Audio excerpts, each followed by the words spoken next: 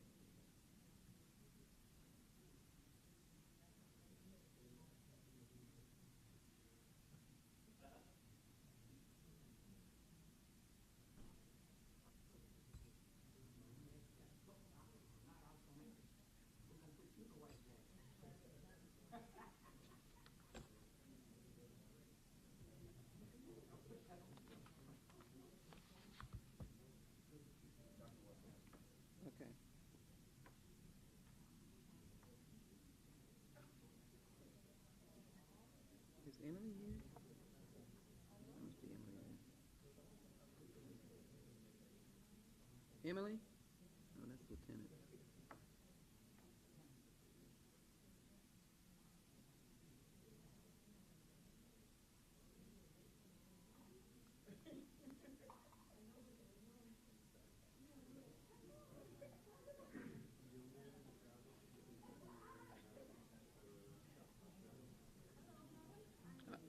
Okay. Are you, great, are you signing in? So when we want you, oh, what, oh, oh, good. I thought that was, and where's the, oh,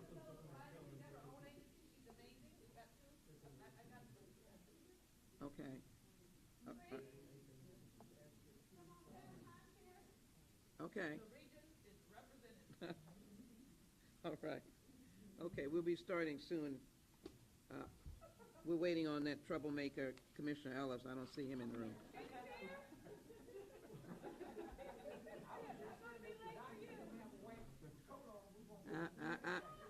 Anybody sitting down, I'm not going to acknowledge. So I saw him. All of a sudden, he disappeared. I'm going to leave the sheriff alone, but the commissioner is sitting down.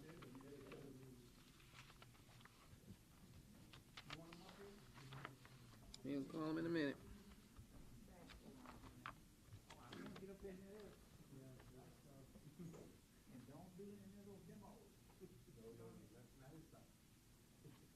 I don't know who this is.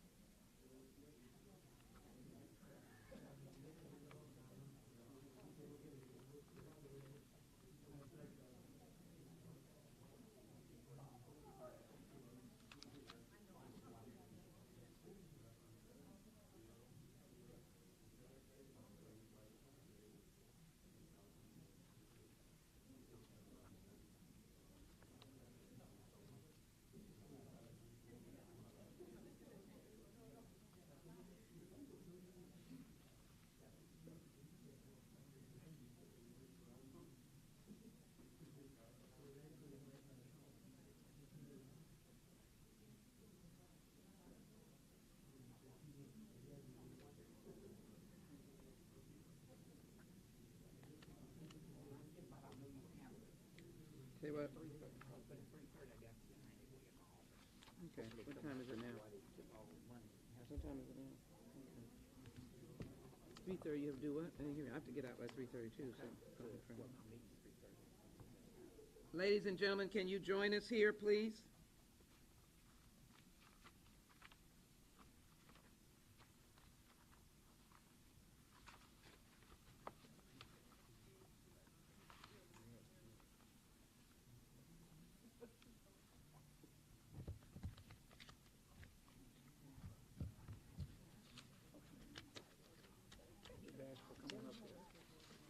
see them gone. That's what you want, right? That's what, if you want them to do that. Keep them gone. Why they aiming this way instead of that way?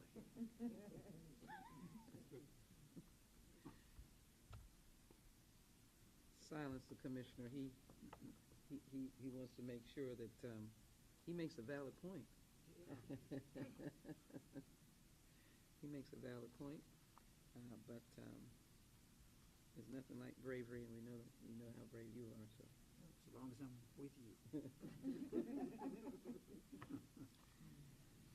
well, first of all, I'm Congresswoman Sheila Jackson Lee, and we are joined here today, represent the 18th Congressional District, by Commissioner Rodney Ellis, who also represents much of Harris County, a large part of Harris County, and of course our Sheriff Ed Gonzalez, with an array of very important people, both the deputy sheriffs and representatives from Houston Police Department, who every day confront something that they wish they did not.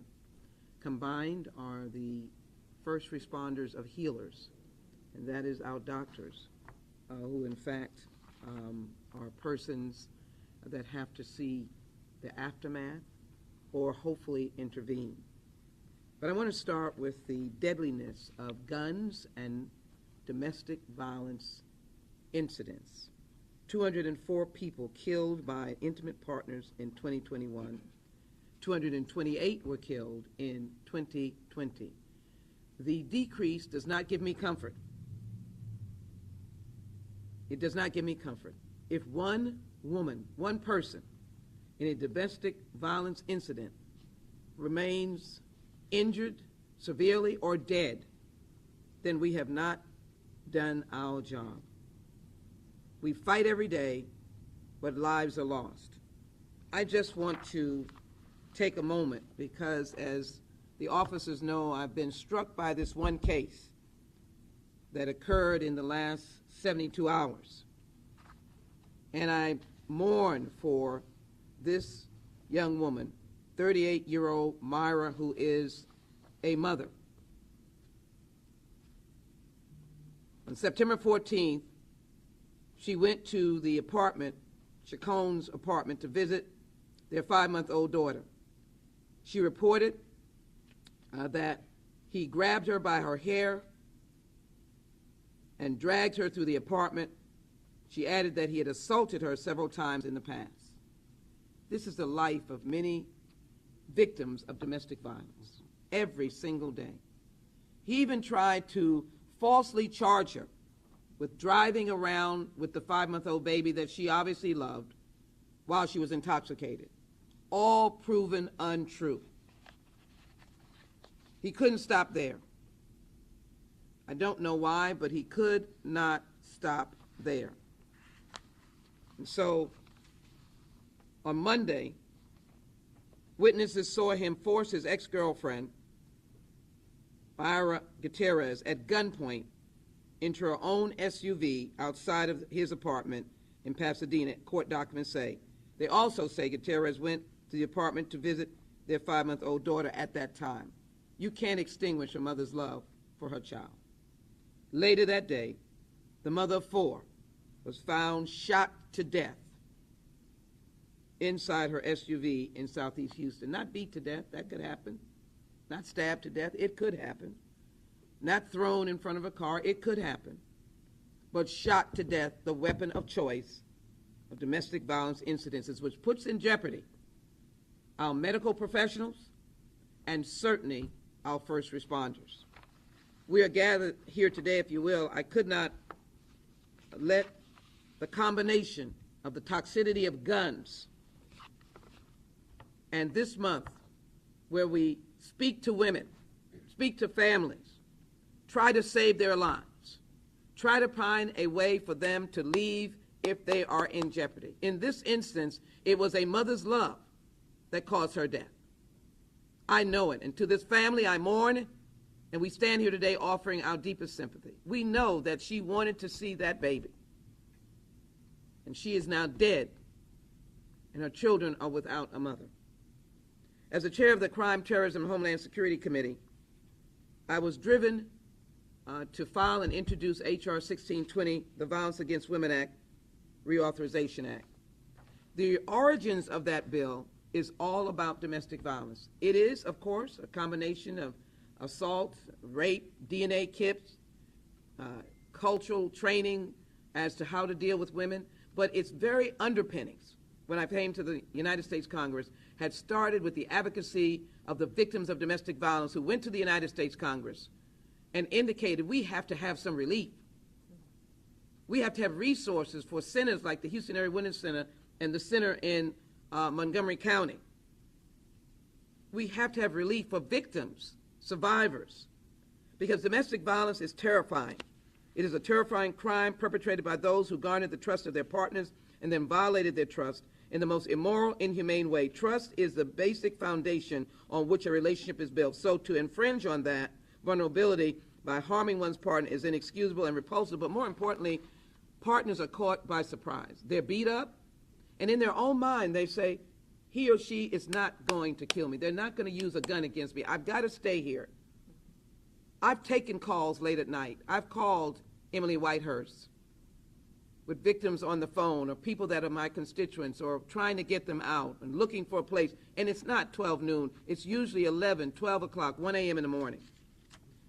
And so as I championed this legislation in Washington, and the bill ultimately passed as a consolidated part of the appropriations bill, we were able to at least provide the resources necessary for a women's center around America to receive millions of dollars to be able to finally get back to work on dealing with the gun violence and domestic violence together. That's why we're here today, because the guns you see in front of us are guns taken off the street by the Sheriff's Department, these deputy sheriffs, Sheriff Gonzalez. And I'm sure if we traveled to where they were stored, you would see eons of such. But the work is not yet finished. We're standing here because we want to really pinpoint, we want to focus, we want you to look at these guns, we want you to see that these guns are on the street and these guns can kill and they're intimidating women, and that's why this young woman, 38 years old, is dead and her children don't have her today. She is dead, and there are others. And so in the legislation that I wrote, we put in the provisions that if you're an abuser, you don't get to be able to have a gun. Bill became more narrow. So today as I stand here advocating for gun buybacks, taking guns off the street, I'm also going to be introducing legislation to fully close the boyfriend loophole by expanding the definition, including more situations, even like stalking. Because if you're a stalker and you've been told to stay away or there's an order, you haven't abused, but you have stalked and you've threatened, you don't need to have a gun, because we'll show you these guns can get you from across the street or shoot into your window. I believe it is crucial that we honor those. And as I close, let me say, the victims of domestic violence should not be forgotten. And the guns that are evidence should not be ignored. I want to acknowledge Brittany Smith of Houston, who was 23 years old when she was shot by her boyfriend. Not stabbed, shot. We cannot forget Yashika Fontenot, who was gunned down in Harris County for trying to escape an abusive relationship. Please do not stay to that point. We need more women's centers, housing for people. In my legislation, we had the provision for the victim to stay in the home and the abuser have to go. Many times the victim has no place to go. It's the abuser's apartment, it's the abuser's home. They're on the deed, they're on the lease, and the victim has nowhere to go. And so we came today, we could not let the week end, the first week of honoring domestic violence victims. Yes, I'm honoring them, I'm mourning them. I'm outraged about it. And these guns are killing. As a member of the Gun Task Force, as the Vice Chair, two things we're doing right now, Commissioner. we're insisting that ghost guns, that the Attorney General looks to insist that these guns be registered or off the street, that you can't run around with ghost guns. The other thing is that we're going to give for the officers, as you well know, there is now a new provision to give gun retailers a code so that when you use your credit card to buy a gun, you officers can trace it. And Mr. Jones has gone in with a credit card, I don't know who would do that, but going in with the credit card and bought up 20 of them because a gun retailer is selling guns. You need to know, if necessary, how to trace that. And every store, every retailer has a code. The gun dealers didn't. We now have given them a code. I just for a moment, and I'm going to yield to the Commissioner. Commissioner, just come out for a moment. Come out for a moment over here, and I will yield to you. Sergeant, if you would come, so the people can understand. You don't mind me not getting too close. Yeah. Understand what this sounds like. This, and this was taken off the street? Yes, ma'am. All right, go right ahead. This is a 12-gauge shotgun, and like I was speaking to Congresswoman earlier, this is like universal sound that anytime somebody has a 12-gauge shotgun, they're racking it. They're all completely loaded. There's no ammunition here, so here we go. Unloaded. Unloaded. Unloaded. So every time you fire, it comes out.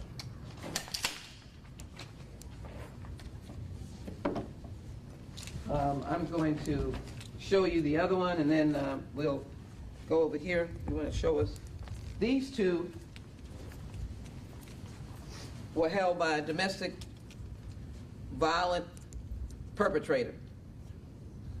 These were used or could be used in a domestic violence incident. They look small. They look smaller.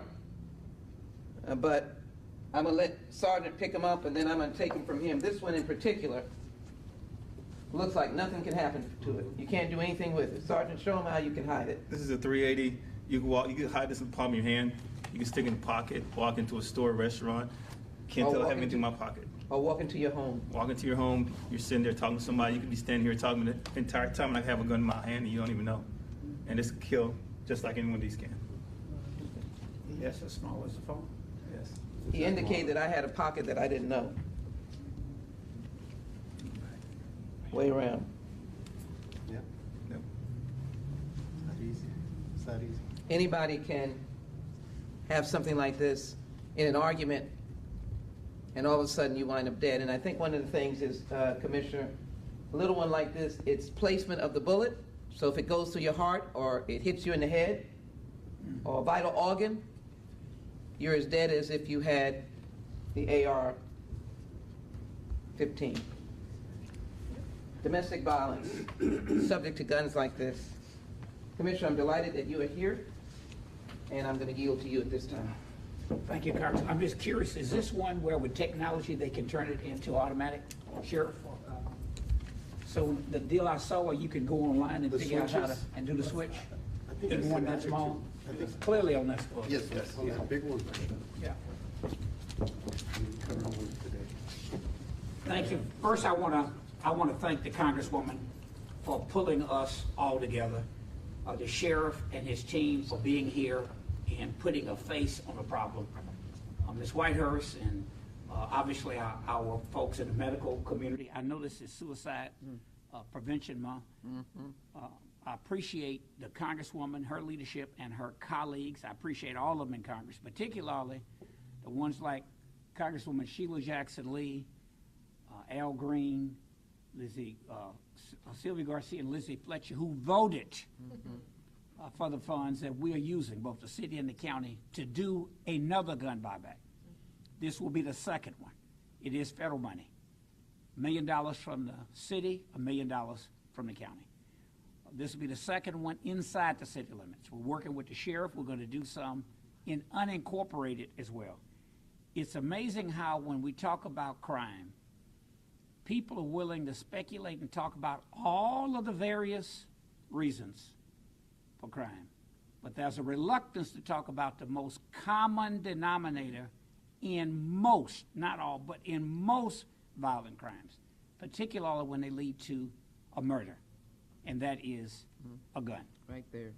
There may be instances where someone would strangle someone to death or do something else or push them off of a building, but the most common denominator with a murder would be a gun. Over the past couple of years since the pandemic, state, county, and national folks have experienced alarming rises in domestic violence, largely brought about in part because of the pandemic. All of us have to work together to eliminate this crisis. We can't fully address the crisis of domestic violence unless we address the crisis of gun violence. The relationship between guns and domestic violence cannot be ignored. In Texas in 2020, 79% of intimate partner gun homicides were women, according to Everytown USA. According to the Texas Council on Family Violence, there were more domestic homicides in 2020 in Texas than in the past 2 decades. Nearly 2/3 of the victims were killed with a gun, and Harris County had the most homicides. Finally, 2/3 of mass shootings have been linked to domestic and family violence in a nationwide study by Johns Hopkins. These are troubling numbers that demand our attention. But we can't speak frankly about this problem unless we talk about guns. Obviously, this is also National Suicide Month, where we're focusing on people who use guns and end up committing suicide.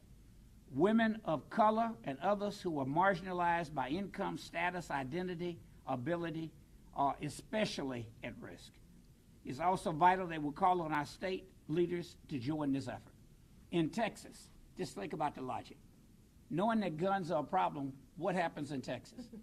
They make it easy for anybody to get a gun. Even somebody under 21 to get a weapon of mass destruction. And they don't have to go to a computer to tinker with a handgun. They can get it when you're 18 in Texas. That's why we're having another gun buyback this weekend. The mayor and I chatted a little earlier, Congresswoman, and I appreciate his efforts on this. We're learning lessons each time we do one of these.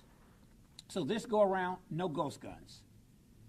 The mayor mentioned a short while ago, I was at his office, that somebody called in and said they had over 100 guns they wanted to bring. We're going to limit how many you can bring. He's put them in touch with law enforcement people if they want to do that, but we don't want to create a ruckus with somebody showing up with 100 guns. When we had the event at Wheeler Avenue, we were not prepared, quite frankly, for that large of a crowd. People got there at 6 a.m. It started at 8. We were supposed to stop at noon. We closed it at 5. We ran out of gift cards to give people. So this go around, I hope we surpass the most successful gun buyback I've heard about in the country in one day. It was Tampa. I think Tampa had slightly under 1,000, maybe 950 or something like that.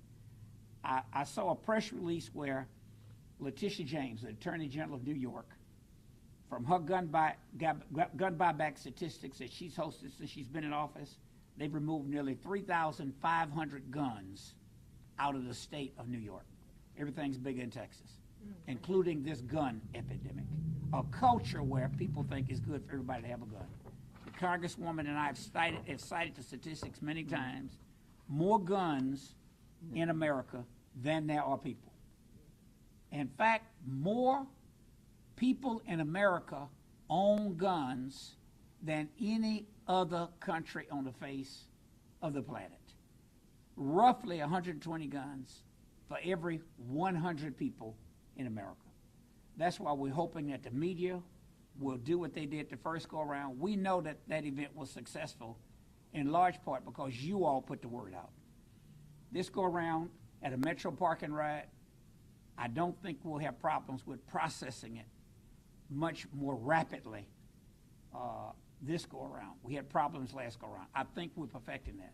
Last point I want to make is the last time a mayor had a gun buyback program, to my knowledge, in Houston was when Lee Brown was either mayor or police chief. If he was police chief, it was Kathy Whitmire. If not, it may have been when he was mayor. First city in America, as I said, was Philadelphia. We're learning. We're using the best practices that people have used around the country. One of those practices is no questions asked. I trust law enforcement. Chief Fenner and his team designed the first one. I'm going to trust them on what it takes to go and be successful at one of these events. So, Congresswoman, thank you, and thank you for bringing so many experts here to put a face on this problem. I think we're better than what we have shown in Texas. So we're doing our part with federal money from you all to ask people, bring the guns in. And if we only get one tomorrow, if we just get one gun, I'll go to bed tomorrow night feeling like we've done our job. Because that'll be one gun where someone won't end up killing themselves or someone else. Thank you. Commissioner, let me thank you very much. You know, you can send federal dollars to local jurisdictions, and it's a question of what kind of custodian or guardian they are. Both the mayor and Commissioner Ellis have made us proud because they have been unafraid to fight against the scourge of guns and the devastation on our families, including women who are most the victim of domestic violence. And we should add that now the #1 killer of children are homicides by guns. They are the victims. And if you have ever had a chance, tragically, to visit with families of children who died by gunfire, many in this community, or the Uvalde families, your heart stays broken for a very long time. And so I'm going to say tomorrow, I want standing room only, car room only. I want enough cars to create a little traffic jam because this is an effective and important way to try to continue to help our law enforcement and to help victims. Guns do not create victimless crimes. With a gun, there's going to be a victim. And in domestic violence, that victim may wind up dead. And I'm here fighting mad, fussing mad, because you're going to hear from these doctors and police and the sheriff. And Sheriff, as I indicated to your team here that I'm so proud of with HPD, HPD has done a buyback. We know we can work with the Sheriff's Department with all of your legal expertise, and when I say law enforcement expertise, and go out to our friends in the county and do a great one. And I'm glad to hear what the sheriff just said. That's exciting. And I will take this moment now to introduce Sheriff Ed Gonzalez. Thank you so very much. Thank you, Congresswoman. Thank you so much. You've already met my team member, Sergeant White. Also, Major Whitaker is with me, Deputy Escobar, and Monica as well with Constable May Walker's office, our team members at Precinct 7 Constable's office. This October, Domestic Violence Awareness Month, we pause to mourn those that have lost their lives to domestic violence. We also honor those that have been able to survive incidents of domestic violence. But we all stand united in the constant fight against domestic violence. Domestic violence is wrong, it's illegal, it's a scourge in communities across the country. And Congresswoman, I thank you for championing this effort. I commend you for seeking to end the boyfriend loophole. These situations are a matter of life and death. I personally responded to them. I personally have been on scenes where someone lost their life and seeing the aftermath with the children that are now left without a mother most times, and other family members hearing their cries in the middle of the night where it's their worst moment. You heard Sergeant White rack that shotgun. Yeah. I paused for just a moment and I asked you to do the same. How many women was that the last sound they heard as they took their last breath? How many? Powerful. That's why we're here today, because we must put a stop to that. Just a couple examples. First case, a couple divorced and the wife moved out with their children. Issues with child custody remain at the forefront with this couple, and a court appearance was pending. The ex-husband confronted his ex-wife, shot her several times in the torso before he fled the home. Remarkably, she survived her injuries and was able to identify her attacker. The ex-husband would later be charged and arrested. The second case, I went to myself, a husband-wife who were separated and also having child custody issues. The estranged husband had made a threat against his wife through another family member. Eventually, the estranged husband killed his wife, child, and a family member before turning the gun on himself. Recently, again, regarding child custody, during a child exchange, the ex-husband and ex-wife were involved in a verbal dispute. The ex-husband attempted to leave with the children who were in his vehicle. While attempted to enter his vehicle, he was shot at least once in the back by his ex-wife before being able to flee the scene. The ex-wife was subsequently charged. And you heard Congresswoman Sheila Jackson Lee just lay out the scenario most recently, and our hearts go out to the victim from Pasadena, where, again, allegedly she was kidnapped. We've seen that many times, and stalking cases are going up, and we're finding where technology is being used to track their intimate partners so that they could follow them, then assault them, they intimidate them, they're just after them, and eventually these situations can be deadly. We're seeing also an uptick in more strangulation cases, and we know that those are very, very lethal type situations. This is an array of weapons that we see. They do tend to be the weapon of choice because they're readily available. Many times they're either on their person because they're small enough to conceal, or they could easily go to another room, get it, retrieve it, and come back. Tensions are already high. Sometimes there's a lot of issues going on. The dynamics are very dangerous. Our deputies have to respond where weapons are involved and make those split-second decisions when there's also kids involved. This is an awful, terrible situation.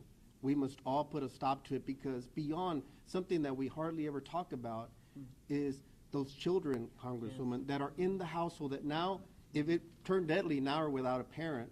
Two, as well, because hopefully the offender will go to prison for the rest of their life. And another thing, we need to make sure we're holding them accountable. Yes. But also now, even if the parent survives, these children have to be in school. They have to listen to that trauma. They have to listen to those dynamics, those screams of the violence that's going on in the household. And guess what? They're likely to become the future abusers of tomorrow. Those little girls that are growing up in the household will become, and that's the example they have of what it's an unhealthy marriage and relationship, but to them, that's the only type of relationship that they know. They will grow up dating abusers as well. And so these are all situations that we must stop these cycles from happening. And so I commend you, Congresswoman, for leading the charge on this. And I'll just close with this, is that, and I'll refer to my friend's T-shirt over here that she's in the back. We the people are pissed off. Stop domestic violence. We are pissed off. And so thank you for convening us. Thank you for using your voice, Congresswoman, to raising this information, not only right now, this Domestic Violence Month, for always being a champion and seeking resources for the Houston Area Women's Center, for Family Time up in North Harris County, and every other provider that's here, the doctor as well, everybody that's fighting this fight. Because in addition to mourning and remembering those that we've lost, it's also this month about connecting the social network, the providers that are out there fighting the good fight every day, and making sure that we're connecting resources and that they have what's necessary to help people get out of these situations. Thank you. Oh, briefly in Spanish, quiero agradecer a la congresista por unirnos hoy. Estamos aquí anunciando el peligro que existen en estos casos con estas armas que vieron mostradas. Parece ser que en estas situaciones de violencia doméstica son las armas las que son más utilizadas y sabemos que puede ser fatal. Hemos visto ejemplos aquí recientemente en nuestra comunidad donde se ha utilizado una arma. Entonces estamos levantando la conciencia en este mes de octubre, el mes de levantar la conciencia sobre la violencia doméstica, y estamos todos unidos para combatir esto, y también darle gracias a la congresista por sus esfuerzos a nivel nacional para traer leyes que son más potentes. Gracias. Muchas gracias. Thank you so very much. Thank you. Let me just quickly say to you that this is the 12-gauge sawed-off shotgun. That sound may be the last sound. Sheriff, thank you so very much. next to it, that's a 12-gauge shotgun, the big long one. Next to it is a sawed-off shotgun with a pistol grip. Next to it is a .44 Magnum revolver that's called the Dirty Harry. This is the one that we think should only be in movies. Look how deadly looking that is. And then right next to it, of course, is a 9mm Smith & Wesson, domestic violence abuser, had that gun. A Ruger 380. Both of these guns a domestic violence abuser had, both of them. And then there's nothing to say about an AR-15, nothing to say about it. It speaks for itself. It is an horrific, heinous, violent, destructive, deadly weapon to be used in war. And to all the deputy sheriffs, Escobar, Major Whitaker, and Sergeant White, we appreciate all your team and sheriff. Thank you. And I think that's good news. The sheriff says he's going to work with us and work with you, Commissioner, and save a little bit of those federal dollars. And I would greatly appreciate it. We want to hear from our medical team, and we're going to run our medical team in, not because they're not important, but because we want to make sure they get heard. We want them to be heard. We're delighted, not that he has the kind of work he has, but we're delighted with his expertise to save lives. We all know Ben Taub, and the head of the chief and the trauma center, and anyone knows that Ben Taub still remains as will be a partner in the medical center to other emergency rooms to be able to take the worst, and he sees gunshot wounds. Again, I want to emphasize to you, we have a rise in the killing of children by guns. And those little bodies that take a gunshot are far different from an adult. And having been in the United States Congress, I know the story of Sandy Hook and what the remains were. And now, how many years later, I know the story of Uvalde and what happened. Doctor, would you come? Thank you. It's really an honor to hear what's going on in the community. My name is Chad Wilson. I am the Trauma Medical Director of Ben Taub's Trauma Center. I'm an Associate Professor of Surgery at the Baylor College of Medicine. And people are probably focused on the part of my job that seems exciting, right? Someone gets shot, and it's my job to try to save them, and that is usually what people focus on. But it's very encouraging to hear what's happening here today, because the part of my job that I actually find challenging is not being a surgeon, but it's being an academic and it's being an epidemiologist to ask questions, very hard questions. And the question that I ask a lot of times is, why is it that one community has so much more gun violence than another community? So I'm originally from Missouri City. I actually was born at St. Luke's, and my mother worked at Ben Taub, so I'm from this community. But my job before I was here was in New York City at Bellevue Hospital, a county hospital, and I guarantee you I saw a fraction of the gun violence in that hospital that I see here. Mm. And as an epidemiologist, I wonder, why is there a different prevalence? And I want to study that.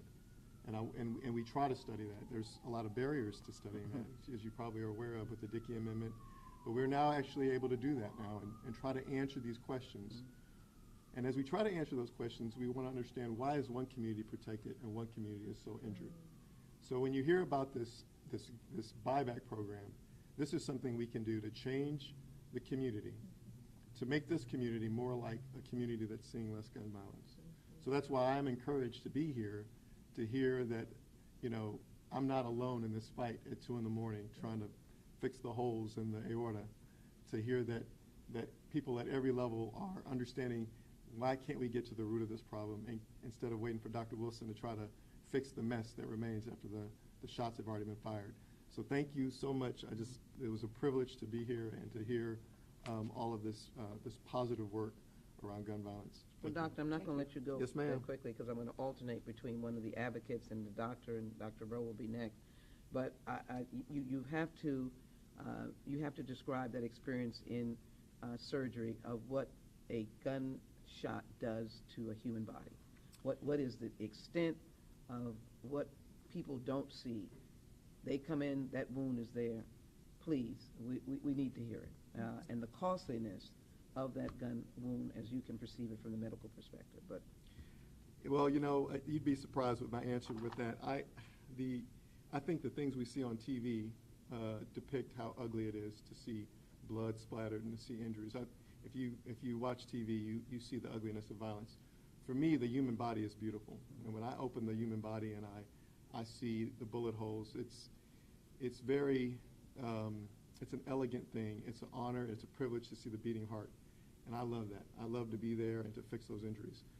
The part that is devastating for me is not that. I see those holes and I want to fix them. The part is when I am unsuccessful. And I have to go into that room and I have to tell that person who's come to the hospital with hope. They're hoping that their loved one is okay. And I'm the person who takes that hope away. And I can tell you that's the most traumatic thing that I do as a doctor. I walk in and I say, there is no hope. He's gone. She's gone. The bullet holes there, to me, they just look like, it's like a mechanic looking at a car. I can fix that. But when I can't fix it anymore and I have to go talk to the family, and I think everybody can understand that. That's the part of my job that hurts. It's the part of my job that's going to make me want to retire early, because it's the part that makes me want to run home and hug my babies and just say, I don't want to do this anymore. And it's why I'm so excited to hear that we're trying to change this community. So maybe I can have a call night. This is a little more quiet. Thank you. Thank you. Lieutenant Pleasant, I wanna HPD, say- Houston Police Department. Yes, Victim Services Division, I want to thank Congresswoman and Commissioner and all the dignitaries and all of my partners here. I am co-founder of the Domestic Abuse Response Team. It's an innovative solution to domestic violence response. You have a partner, we have an officer and a advocate who is partnered. They'll respond to a scene after the primary unit has taken care of the law enforcement side of everything. They do an on-site needs and safety assessment. The next thing they will do is provide not the cookie cutter response, which is to hand them a victim's rights card and tell them, okay, here you navigate the system. But it is actually to sit down with that victim and customize the response that they need to the criminal justice services and our partners that I am so fortunate to have, because Dr. Wilson, you're not alone. We are responding to those scenes at 3 a.m. and we are engaging with our partners to find housing. Sadly, sometimes my teams that are out there report back there is no housing, there is no bed. A week ago, we had a family of 6 children, 11, 8, 6, 2 and 2 twin 1-year-olds. The female finally got the courage to leave the home, walked into one of our police departments, and there was no housing available. When you have 6 children and a mother, you have to have, my nonprofits are one, yes, a whole room of beds available. That is hard to find on a weekend. So then I get a phone call, and I'm talking to directors of emergency services to say, hey, my officer paid for a hotel the first night. Now the hotel has evicted the entire family in the Houston heat. Can we please do something for this family? In the meantime, we send a unit over so they can sit in a car and have some coverage, some air. So these are very real situations. We are in them weekly.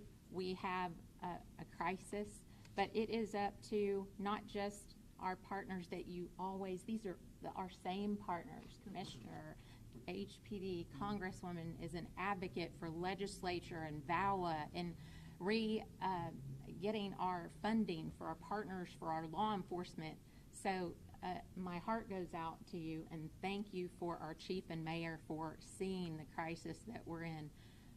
But finally, I think that we're gaining a little ground with programs like DART, and we can start building that trust and saying we really can partner for a collaborative response. And that is with our businesses, our profits, nonprofits, service providers, government agencies, because it's the only way that public safety is going to become our collective problem and our collective solution.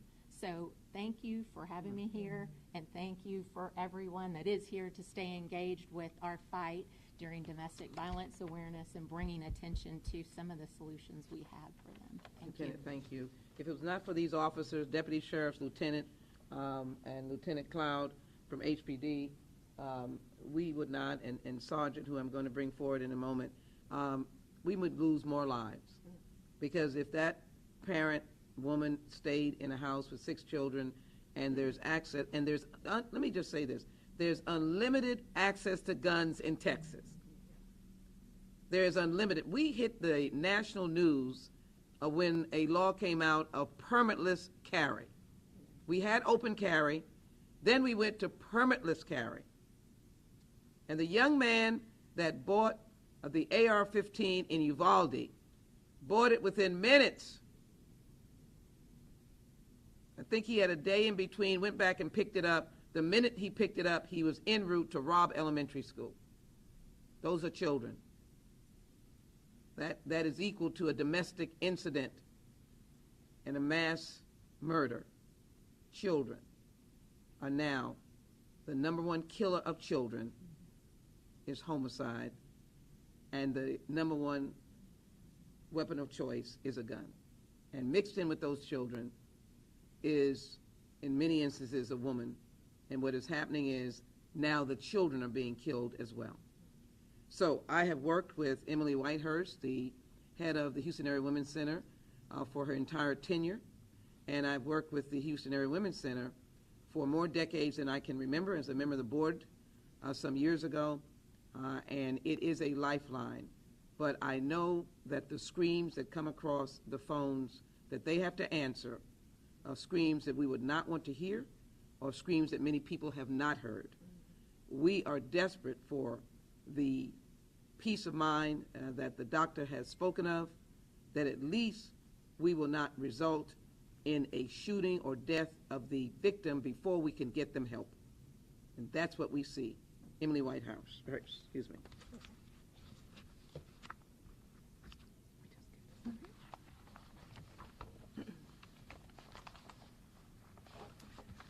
Good afternoon. Thank you, Congresswoman, Sheriff, Commissioner. Thank you. Oh, yeah. And all the other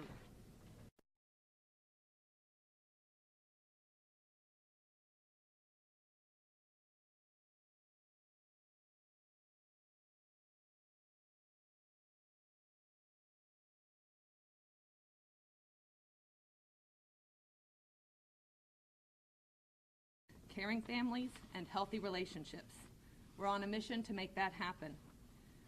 The Houston Area Women's Center, HAWK, serves thousands of women, children, and families each year who are escaping domestic violence, sexual assault, and trafficking.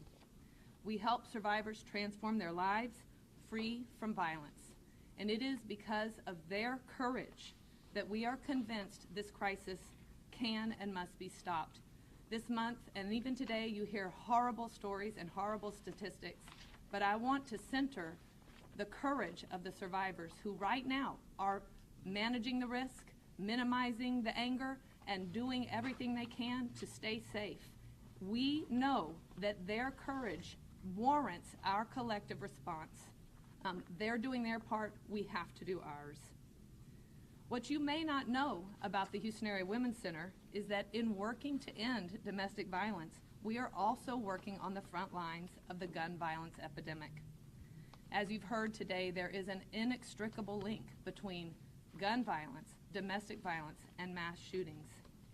Where there is a history of domestic or family violence and there is a gun in a home, a victim is 5 times more likely to die.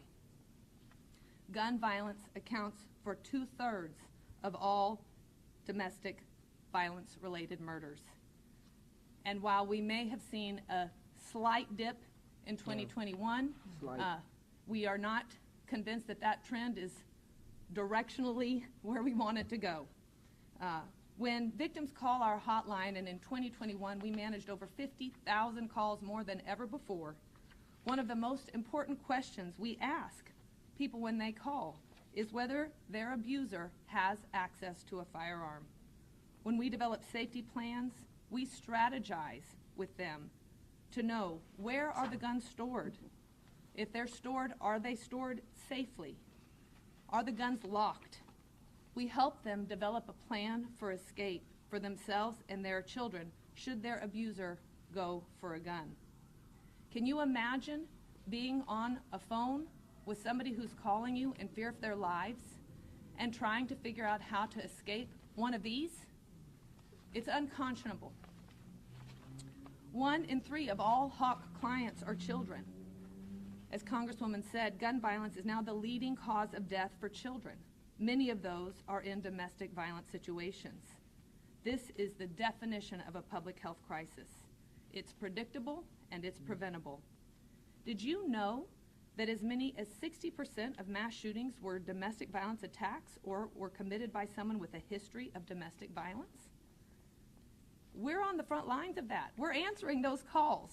And every time we're able to safety plan and help someone escape, we're preventing potentially a shooting, a mass shooting. 100% of family members, friends, and bystanders who were killed, not the victim, but the bystanders, 100% of them who were killed in a domestic violence incident were killed by a firearm.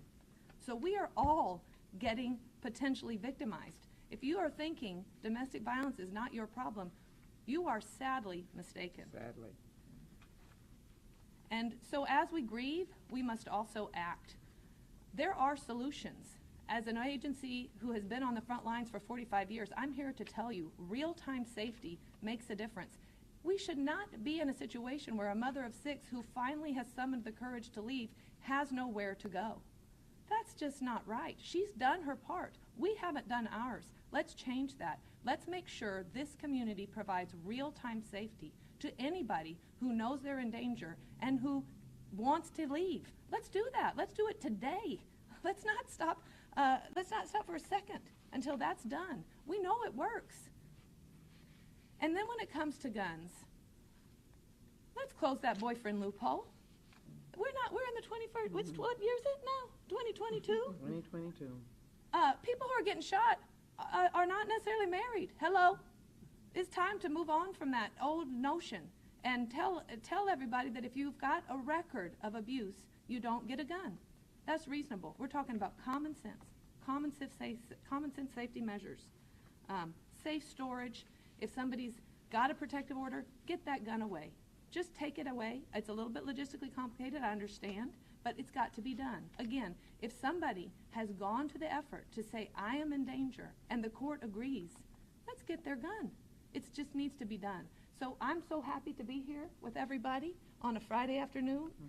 We are not going to stop until this situation is resolved, and the reason why is because survivors are doing their part, and we need to do ours. Thank you. Thank you so very much. Thank you. Thank you so very much. Dr. Tish Rowe has established an important medical clinic in the 3rd Ward area and has seen from her early years of practice gunshot wounds, but also the devastation on families. Dr. Tish Rowe, thank you so very much. Thank you, Congresswoman Sheila Jackson Lee, for the opportunity to be here and speak. Thank you to the Sheriff. Thank you, Commissioner Ellis, for this opportunity. As a primary care physician, I echo the sentiments of everyone who has already spoken, but I really want to emphasize to you all, if she got 50,000 calls in a year, there are probably 500,000 women who have experienced domestic violence. I know this for a fact because when I see victims of domestic violence, I have to beg them to seek help. These women are not picking up the phone overnight, and we say women because that's the majority. It takes a really long time to get the courage to ask for help and to find then that there are no resources, which then puts them back in the same situation and now they seriously fear their lives because they have taken the step to ask for help, and if the abuser finds that out, they're going to threaten to kill them. My patients say that to me repeatedly. If I leave, he will kill me. And we cannot afford for people to be in a situation where they have no way out. I also want to speak to what he said about there being more violence in certain communities. I challenge us as a community to stop being silent about domestic violence and challenge family members to not protect abusers for fear of the consequences they will face if these amazing officers who are here to help, because they can't help if no one calls, because the victim is being threatened and intimidated that if they call, they're going to hurt the abuser. We have to stop that. Congresswoman Sheila Jackson Lee can't change that. She can work on the laws, but we as a community have to work on the way that we handle domestic violence. And that being said, it takes time for laws to change. But when you know that your sister, your mother, your aunt, they're being abused, if you won't open your home to them, then if they die with no shelters, what happens then? And if you know that someone you love, right, because abusers, they're family members too, has access to a gun, and you have not had that conversation with them, they can voluntarily give it up. They can go to the event tomorrow and turn it in. If you know that they have hit people before, whether they've been charged or not charged, you owe it to yourself, if you love the person they have abused, to ask them to give up the gun. I speak to this as a physician, but also as an individual who has dealt with domestic violence personally, who has found out that a